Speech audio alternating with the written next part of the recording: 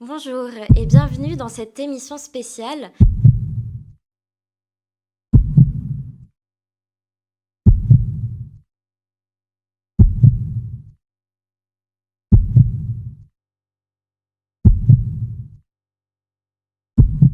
Rappelez-vous, c'était bien le 5 octobre 2017 et j'avais encore 19 ans.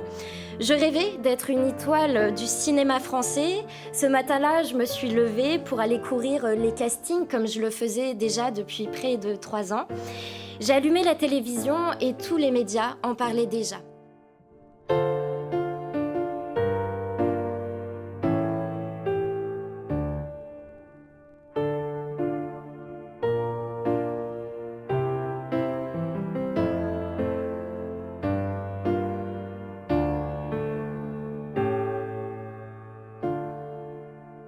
Le monde semblait abasourdi par cette explosion, par ces révélations. Dans la rue, dans le métro, au supermarché, dans les salles de casting, tous les gens étaient figés, stupéfiés, et le silence commençait juste à se fissurer.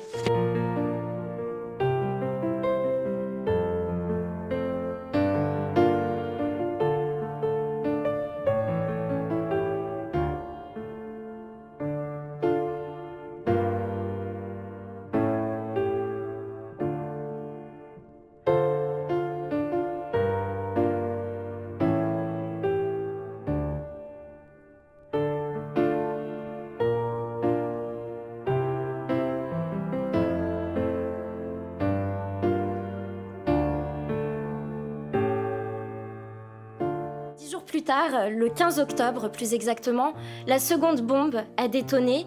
L'actrice Alyssa Milano publiait sur Twitter 140 caractères dans lesquels elle encourageait toutes les victimes de violences sexistes et sexuelles à témoigner.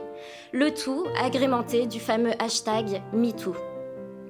En 24 heures, plus de 12 millions de publications ont germé sur la toile. Célébrités et anonymes se servaient du mot-clé pour raconter leur propre histoire. Au fil des mois, on a arrêté de me demander de me déshabiller lors d'essais pour le cinéma. J'ai arrêté de claquer la porte au nez de réalisateurs mal intentionnés. J'ai arrêté de pleurer parce qu'on ne me choisissait pas. En fait, j'ai arrêté tout court.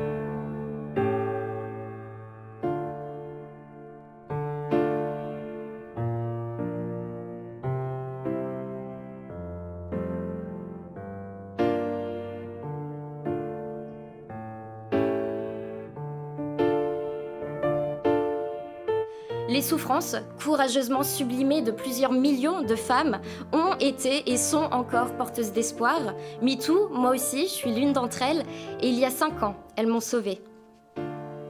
Nous toutes devons apprendre à accepter, à vivre avec notre passé et à se pardonner. MeToo, moi aussi, j'ai compris qu'avec ces fantômes, je vivrai toute ma vie. J'ai compris que ces caméras, je les haïrais pour tout le mal qu'elles m'ont fait. Pourquoi ? Pour rien. Pour seulement avoir été. MeToo, moi aussi.